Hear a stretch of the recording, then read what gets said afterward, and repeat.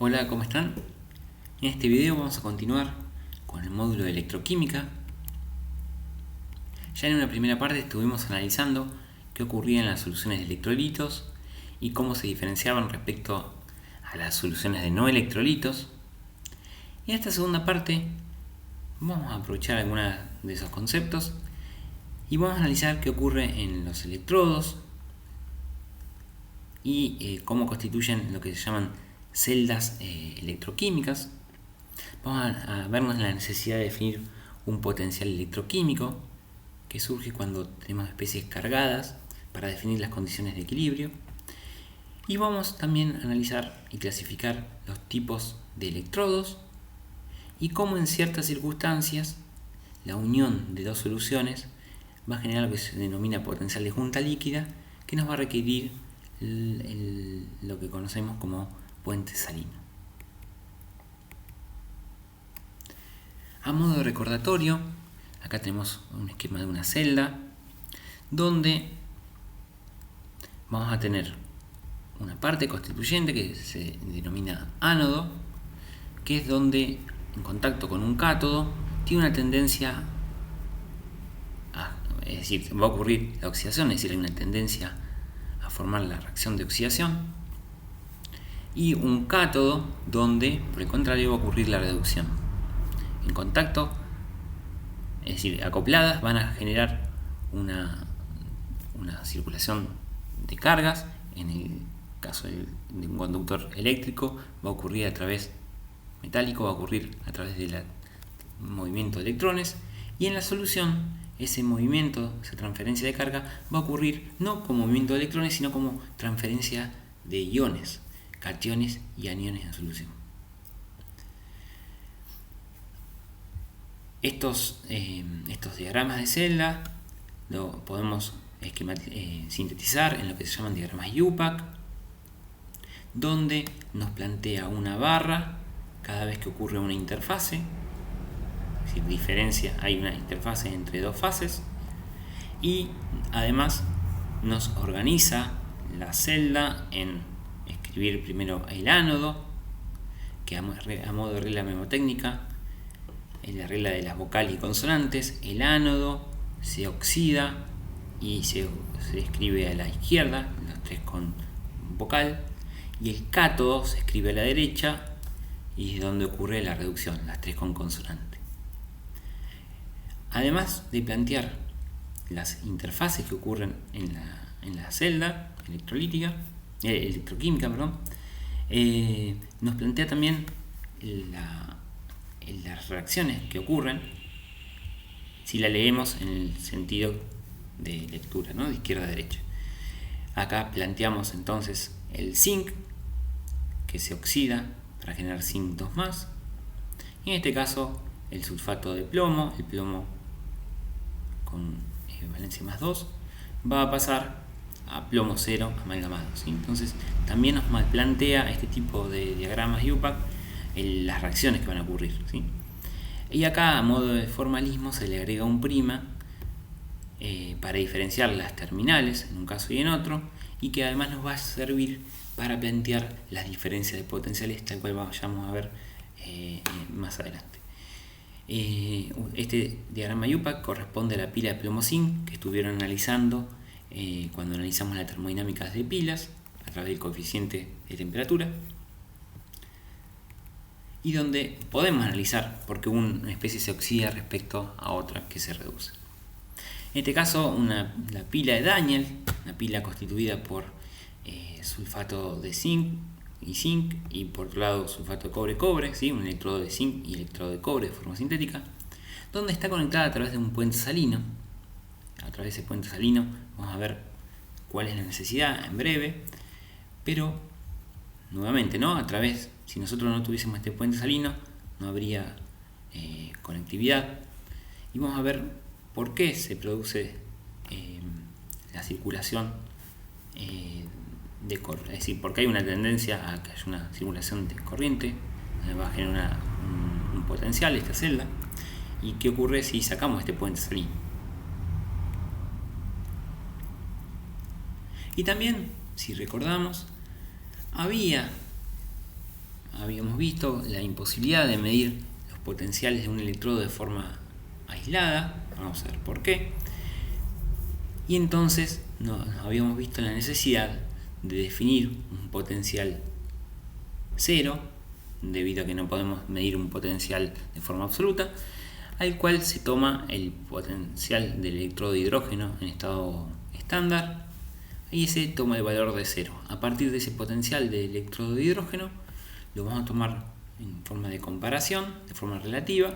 Entonces vamos a tener electrodos que van a tener una tendencia a oxidarse o reducirse en función de ese electrodo de hidrógeno. Siempre planteando, en este caso tenemos la celda que se va a plantear, tenemos el electrodo de hidrógeno planteado como el ánodo y el otro electrodo acá planteado como una X, el electrodo que queremos definir su potencial. Este va a tener 0, entonces la diferencia de potencial se la vamos a asignar a ese potencial del electrodo que estamos queriendo medir. Y esto también lo habíamos analizado en materias anteriores, donde el potencial de las celdas es el potencial del cátodo menos el potencial del ánodo, y eso nos va a dar el potencial de la celda.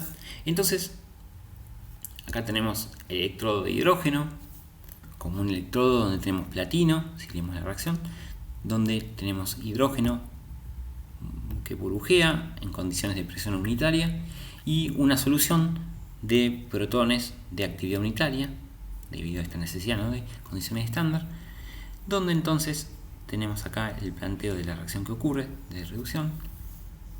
Entonces en función de la tendencia a oxidarse o reducirse respecto al hidrógeno, vamos a poder asignar estas tablas de potenciales estándar a una determinada temperatura, donde hay electrodos que van a tener una tendencia a reducirse. Aquellas que planteadas en ese sentido van a tener un potencial positivo respecto al hidrógeno, y electrodos que respecto al de hidrógeno van a tener tendencia a oxidarse. Son aquellas que tienen potenciales negativos.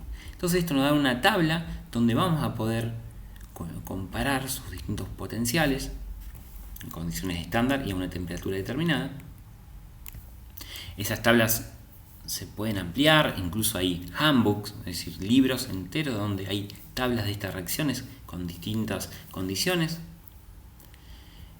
Y por ejemplo podría servir para analizar por qué la pila de plomo-zinc, el electrodo de zinc es aquel que se oxida respecto al de plomo. Eso se lo dejo a ustedes como tarea. Y son muy interesantes estas tablas de potenciales porque nos permiten definir para distintas pilas que planteemos o celdas cuál va a ser su potencial determinado.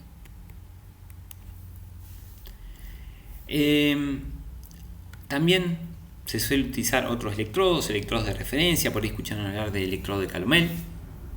En general es uno de los electrodos más utilizados, que se suelen utilizar como electrodos que se conoce su potencial a una determinada temperatura y son estables a lo largo del tiempo respecto al hidrógeno, y que son más sencillos de ensamblar, debido a que el electrodo de hidrógeno tiene complicaciones por cuestiones de seguridad de burbujear hidrógeno, ¿sí?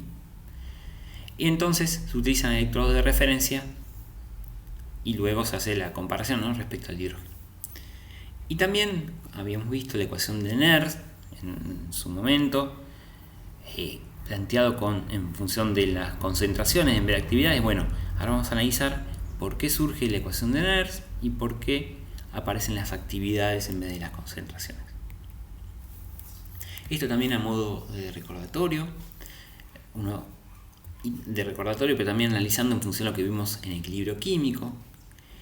Habíamos visto que las reacciones en función del grado de avance disminuían y llegaban a un punto de equilibrio si poníamos el perfil de energía libre respecto al grado de avance. Entonces podemos plantear esta delta G de reacción en términos de un potencial de la celda, relacionándolo con el número de electrones puesto en juegos y acá tenemos la constante de Faraday que plantea, ahora en breve vamos a ver la carga de un mol de electrones. Entonces de esta forma tenemos que un potencial positivo a través de esta relación nos da un delta G de reacción negativo. Quiere decir que en ese sentido la reacción va a disminuir la energía libre en función del grado de avance, o sea, la reacción va a avanzar en ese sentido.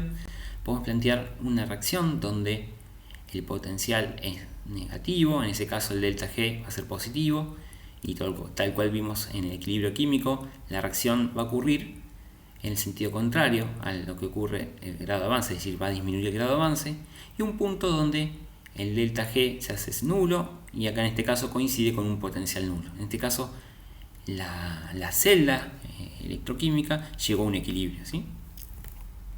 Y se nota por un potencial nulo. Y también la clasificación de estas celdas electroquímicas en celdas galvánicas o pila, que son aquellas que funcionan de forma espontánea, tal cual se plantea. Y por otro lado, pilas o celdas electrolíticas, donde se le tiene que aplicar un potencial externo, una fuente de poder, para que la reacción ocurra de la forma que uno la está planteando. En este caso, un esquema, ¿no?, de la misma reacción, como en un caso funciona de forma electrolítica, forma galvánica espontánea, y en otro donde hay que aplicar, para que ocurra la reacción, una fuente de poder. Ejemplos de este tipo de reacciones son las pilas recargables, ¿no? Uno tiene una pila que funciona de forma espontánea y nos va a permitir generar un trabajo, es decir, prender una lamparita o mover un motor. Una vez que se agota, tenemos que recargarlas. ¿Qué hacemos? Aplicamos una fuente de poder externa que va a generar la reacción en sentido contrario y recargar, es decir, está llevando a la situación anterior. No todas las celdas electroquímicas son reversibles, ¿sí? De ahí que hay pilas recargables y pilas que no lo son. Pero esto a modo entonces de resumen, tomando algunos conceptos que ya habíamos visto en materias anteriores. Estoy planteando para este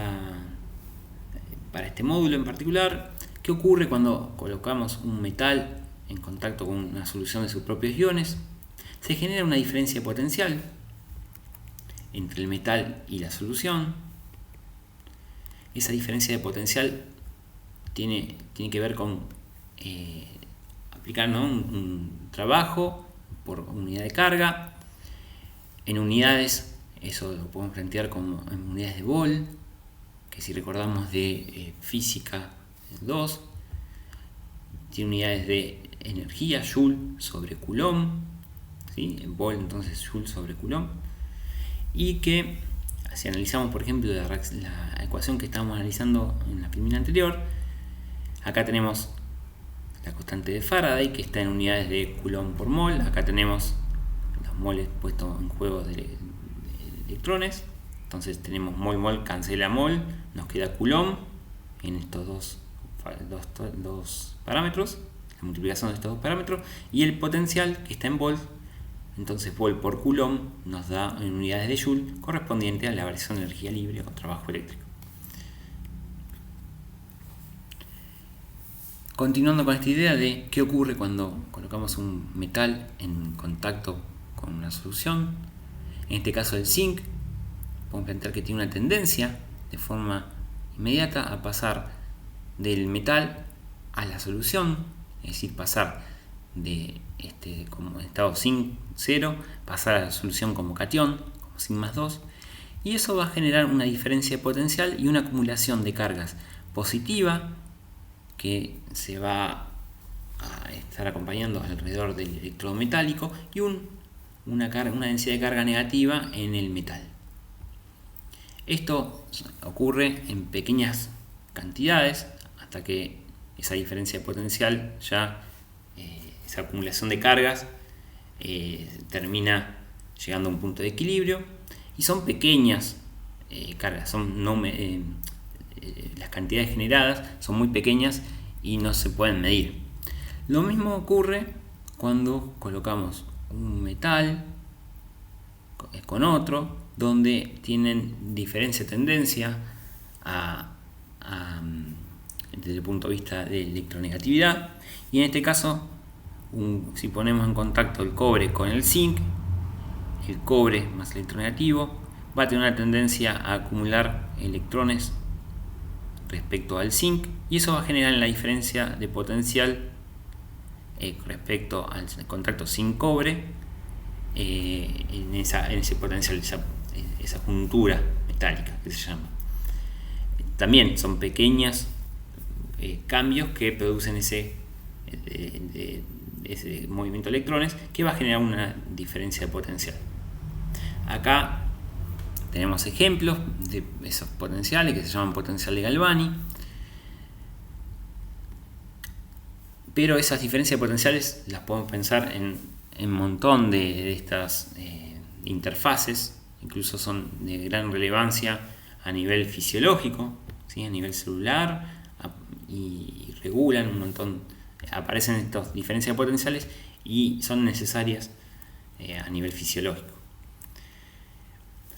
Ahora, esta diferencia de potencial, tanto en este caso como en este, rápidamente llega a un punto donde este movimiento de electrones se agota, o esta difusión para generar cationes también se agota rápidamente. Como decíamos, son pequeñas magnitudes, ¿sí? Son pequeñas cantidades de tanto de electrones acá, o generación de cationes.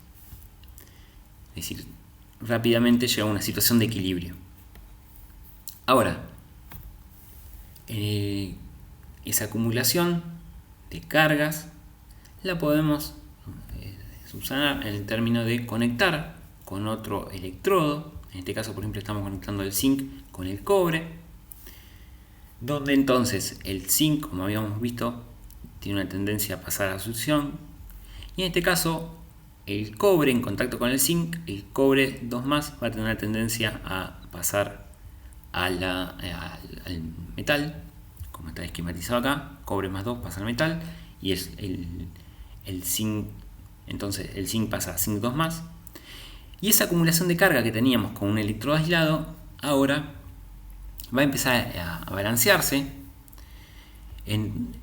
Entonces va a haber una difusión, en este caso en contacto, va a haber una difusión de sulfatos que van a balancear la carga, en este caso positiva, que está generando la aparición de zincs en este electrodo, y entonces van a balancearse y la reacción va a poder continuar.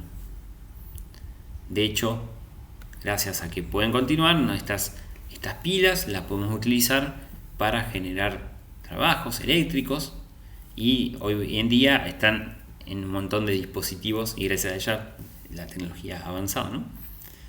En este caso tenemos un contacto directo a través de una barrera porosa, pero vamos a ver la necesidad, que acá aparece una diferencia potencial, se llama potencial de junta líquida, y la necesidad de incorporar el puente salino. Pero entonces, y acá también, ¿no? La idea de, acá aparece la terminal de cobre, en este caso también aparece una diferencia de potencial, y como una imposibilidad de medir una diferencia de potencial independientemente de un electrodo, ¿no? Siempre hay un contacto, incluso si queremos medir la diferencia potencial que ocurre acá, si agregamos un multímetro para medir esa diferencia potencial, se genera una diferencia potencial entre este metal y entre el metal y la solución del multímetro, ¿no? Entonces, estas celdas aprovechan la distinta tendencia de un electrodo y otro, y nos permite entonces poder continuar esta tendencia que veíamos, que de esta forma si no se agotaría rápidamente. Cuando vimos potencial químico, planteamos una condición para alguna de las especies, que cuando teníamos más de una especie llegaba a una condición de equilibrio cuando el potencial de una especie era igual en todas las fases. Esto nos servía para especies neutras, y también vimos, ¿no?, la variación de energía interna, y lo vimos en función de este término y lo analizamos también para energía libre, ¿no? Ahora, ¿qué pasa cuando tenemos especies cargadas?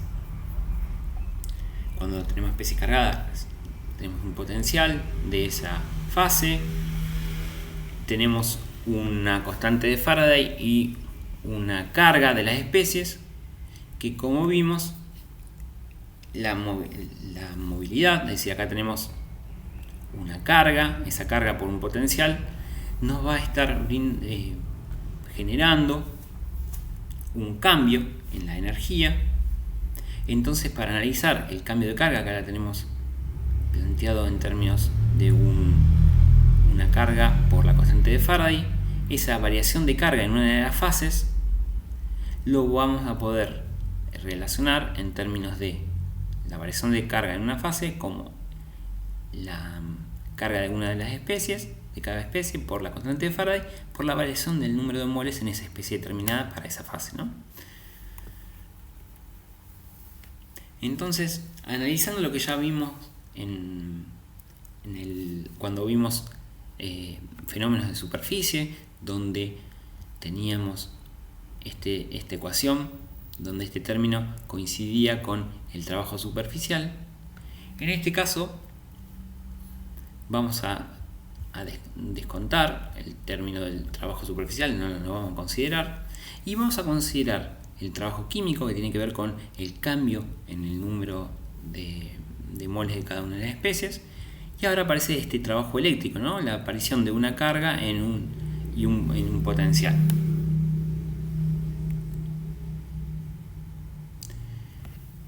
Entonces, analizando esto que habíamos visto para el cambio de carga para una determinada fase,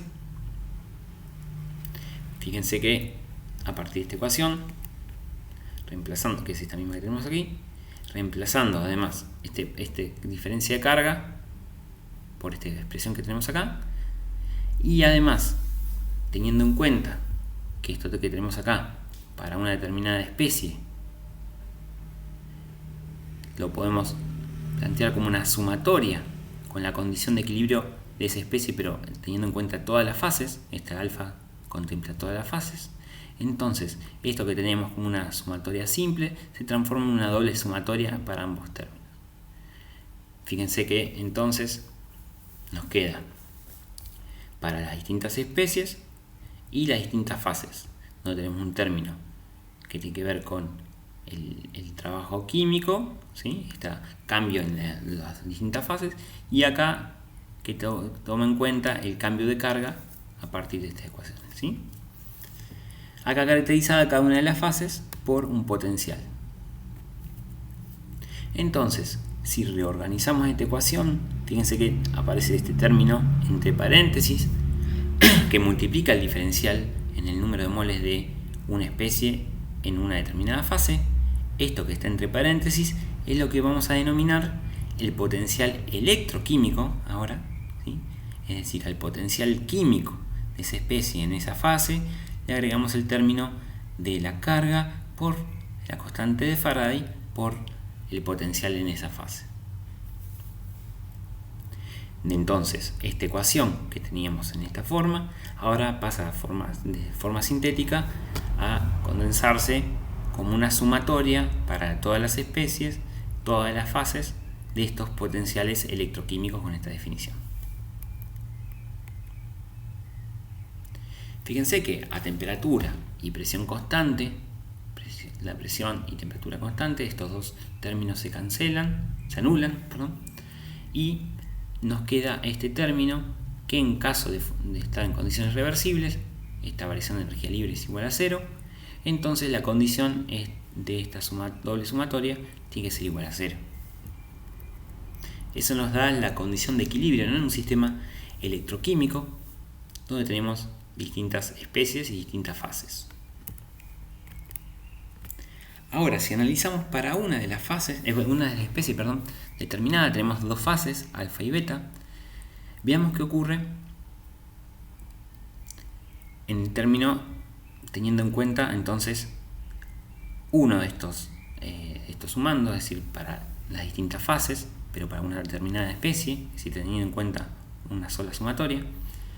Vemos que para una especie si hay un cambio de una fase a otra, primero que la sumatoria que tenemos, esta sumatoria sería la sumatoria de esta especie en una fase, el potencial electroquímico en esa fase beta, por el cambio de moles en esa fase beta, y más el potencial electroquímico en la fase alfa por el cambio de moles en la fase alfa. Ahora, si hay una transferencia de la especie desde la fase alfa a la fase beta, podemos relacionar tal cual lo hicimos en módulos anteriores, en equilibrio químico, por ejemplo.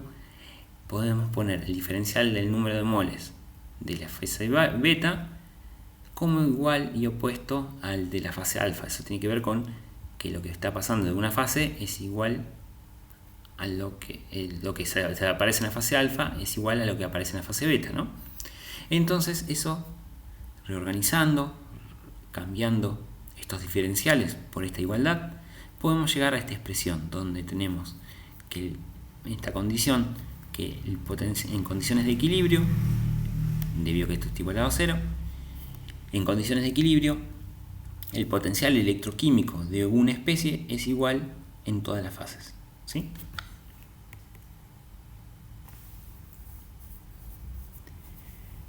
Entonces,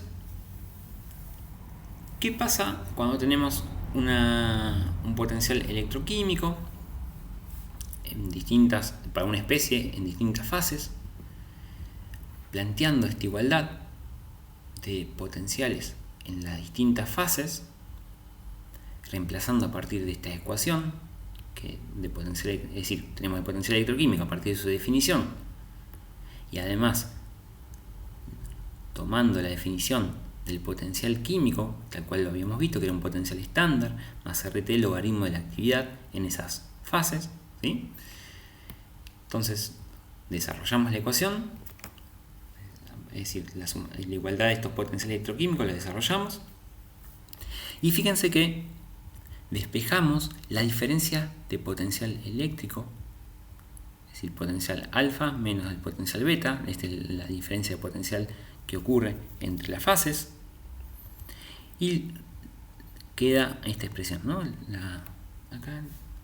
La diferencia de potenciales químicos sobre la carga sobre la constante de Faraday. Fíjense que si lo organizamos queda la diferencia de potenciales estándar sobre Z y la constante de Faraday más RT Z, la constante de Faraday, logaritmo del cociente de actividades. Esta diferencia de potencial se suele utilizar un epsilon, es la diferencia, ¿no?, de potencial que está ocurriendo en un electrodo. Por eso, acuérdense, el epsilon está reservado en general para diferencia de potenciales de electrodos. Y esto que tenemos acá, estamos reemplazando esta diferencia de potenciales en estado estándar sobre Z y la constante de Faraday como un potencial 0, ¿sí?, con potencial estándar, y RT nos queda esta expresión. Fíjense que la expresión que tenemos acá es análoga a lo que teníamos para la ecuación de Nernst en una celda. Esto está reservado para un electrodo, ¿sí? Estamos analizando entonces el potencial de Galvani en función de un potencial estándar y las actividades.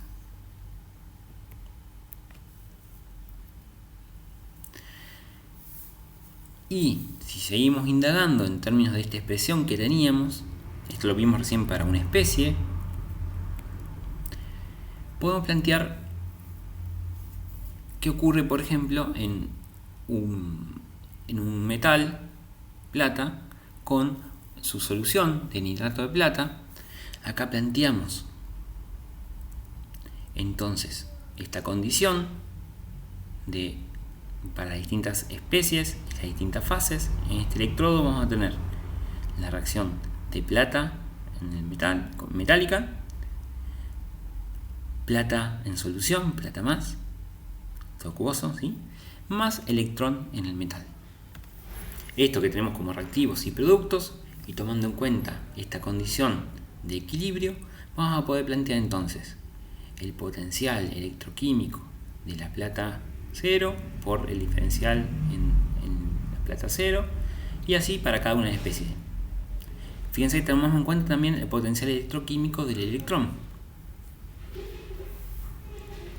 Y tomando en cuenta cómo relacionamos los diferenciales de los números de moles de plata más y de electrones, están relacionados en términos que uno es reactivo y otro es producto, y se generan uno a uno. Entonces el cambio en uno está relacionado con la aparición del otro, y tal cual hicimos el reemplazo en la filmina anterior, acá los diferenciales los podemos relacionar de esa forma, y nos plantea entonces esta igualdad de potenciales electroquímicos, que es similar a lo que vimos cuando vimos el equilibrio químico en términos de los potenciales de especies de no electrolitos, ¿no?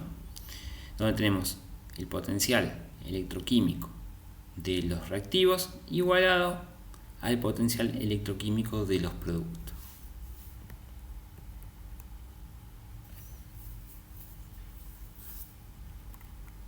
Esto es síntesis de lo que vimos en la filmina anterior.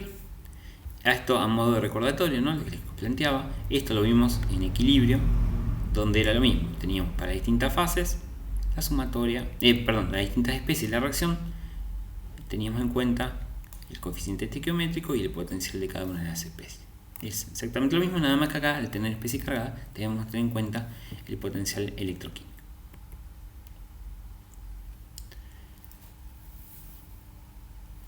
Y entonces, a partir de esta condición de igualdad y reemplazando en términos de las definiciones de los potenciales electroquímicos,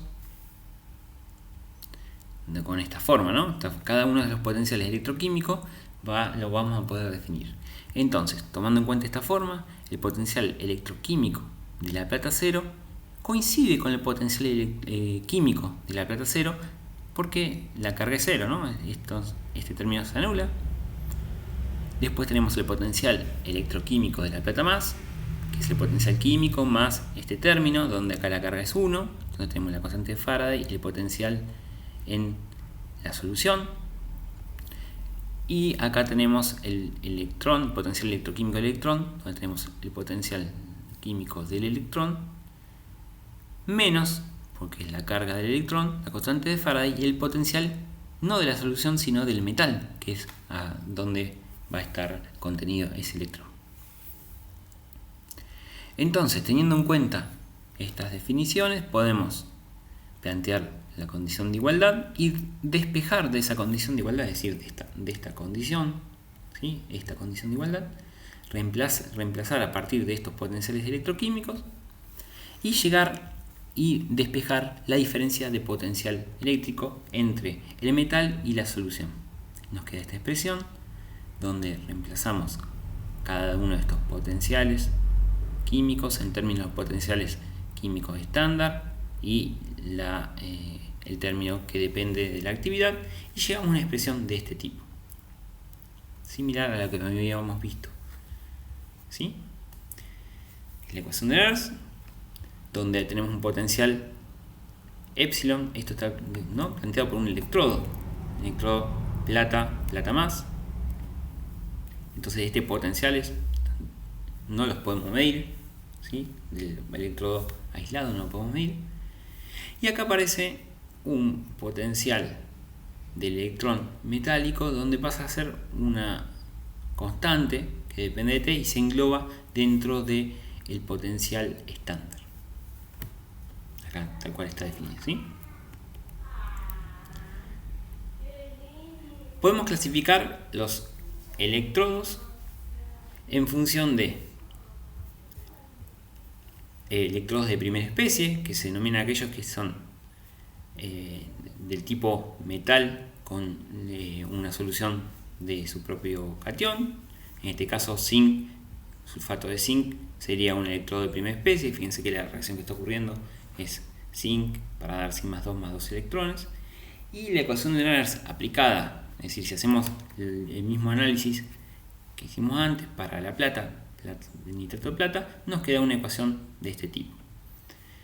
Fíjense que la actividad que teníamos planteada para, en este caso como plata 0, acá directamente no lo estamos contemplando, nos estaría faltando el término de la actividad del zinc 0, debido a que la actividad del metal puro lo consideramos unitario, de ahí que no lo estamos considerando.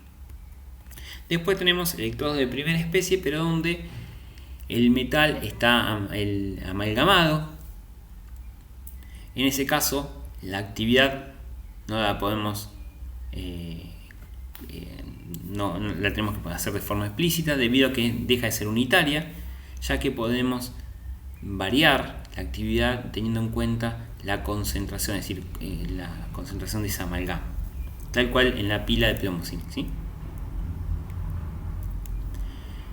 También hay electrodos de primera especie donde hay especies gaseosas involucradas, tal cual es el electrodo de hidrógeno, en este caso hidrógeno colocado con ácido clorhídrico, que tiene una cierta molalidad, y entonces la reacción que ocurre es esta que tenemos planteada acá, en este caso para el hidrógeno, y donde la ecuación de Nernst aplicada para ese electrodo va a contemplar la presión del gas, ¿sí? Tenemos en cuenta las actividades, acá aparece la actividad, podemos empezar por la presión del gas sobre la presión estándar, que en el caso de trabajar en condiciones estándar esta presión sería unitaria, entonces si coincidirían, acá este cociente sería 1, y la podemos no incluir. Y después tenemos electrodos de segunda especie, donde aparece un sólido, donde aparece es decir, tenemos una sal poco soluble, y donde tenemos una disolución donde aparece un ion de esa sal. Un caso es, por ejemplo, el electrodo de Calomel, ese electrodo que comentaba que se suele utilizar como electrodo de referencia, donde tenemos, este sería el diagrama IUPAC para ese electrodo, mercurio con una interfaz con cloruro mercurioso y una solución de cloruro de potasio. Vamos a analizar, si analizamos de forma tal como hicimos con la condición de equilibrio de los potenciales electroquímicos para esta reacción, vamos a llegar, lo invito a que lo hagan, a una ecuación de este tipo, una ecuación de Nernst de este tipo, donde tenemos la actividad de mercurio, ¿sí? Mercurio 2+, pero que vamos a poder relacionar con la actividad que tenemos en solución, es decir, a través del KPS. Nosotros podemos relacionar esta actividad en solución de mercurio con el KPS del cloruro de potasio, ¿sí? Entonces, haciendo el KPS sobre la actividad de cloruro, vamos a poder relacionar con la actividad del mercurio, ¿sí? De esta forma, entonces reemplazamos esta actividad por este KPS, donde este KPS lo podemos englobar dentro de un potencial estándar, y nos queda entonces en términos de la actividad del cloruro, este potencial. Entonces, este potencial, fíjense que la actividad de este tipo de electrodos va a depender de la actividad del contraión que tenemos en la solución, ¿sí? De ahí que el potencial del electrodo de Calomel va a depender de la molalidad, de la concentración de la solución que tenemos de cloruro de potasio. De ahí que tenemos Calomel que tiene una cierta concentración, o en general se utiliza un electrodo de Calomel saturado, ¿sí? A una determinada temperatura tenemos una cierta concentración y eso nos garantiza que tengamos un potencial constante a una cierta temperatura. Y después están los electrodos redox, que son electrodos donde tenemos las dos especies en solución, donde por ejemplo acá tenemos cerio, donde hay podemos trabajar un equilibrio entre el cerio 3 y el cerio 4, ¿sí? Donde ahí la ecuación de Nernst va a contener las actividades de ambas especies. Ahora, esto que planteamos para un electrodo, una interfaz, lo vamos a poder plantear en una celda vamos a tener cada vez que tenemos una interfaz, vamos a tener una diferencia de potencial, y esa diferencia de potencial va a plantear que la sumatoria de todas las diferencias de potencial, acá plantea esa diferencia de potencial como un delta de potencial en cada una de las interfaces. En este caso vamos a tener la diferencia de potencial ocurrida entre este cobre prima y la plata. Este cobre hace mención al cobre estrictamente del equipo de medición.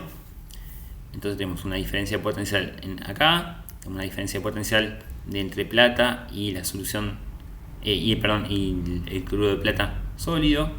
Acá tenemos una diferencia de potencial entre el cloruro de plata sólido y la solución de cloruro de ácido clorhídrico, y así sucesivamente vamos a tener distintas diferencias potenciales. La suma de esas diferencias de potencial en cada una de las interfaces, tal cual vimos, ¿no?, que se genera una diferencia de potencial en el electrodo, va a ser el potencial de la celda, que en condiciones de reversible, si estamos viendo esa potencial, lo vamos a denominar la FEM de la celda, y que por definición es positiva siempre. Entonces, en el caso de la pila de Daniell, por ejemplo, vamos a tener esta diferencia de potencial, y acá aparece una doble barra que tiene que ver con el puente salino. Acá aparece una barra que es una diferencia de potencial. Esa doble barra tiene que ver, y aparece el puente salino, con una diferencia de potencial que ocurre entre soluciones de distintos electrolitos. Acá, si miramos, no aparece esa doble barra porque no tenemos una unión de soluciones de distintos electrolitos. ¿Lo ven?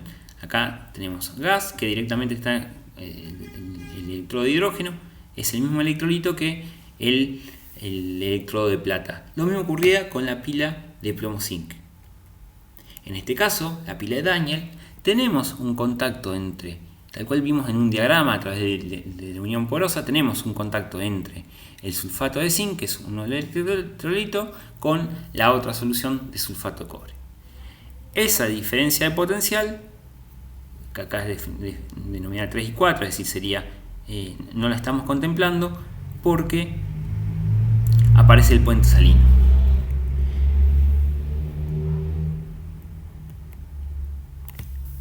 ¿Y por qué se genera una diferencia de potencial que tendríamos que tener en cuenta si no hay un puente salino?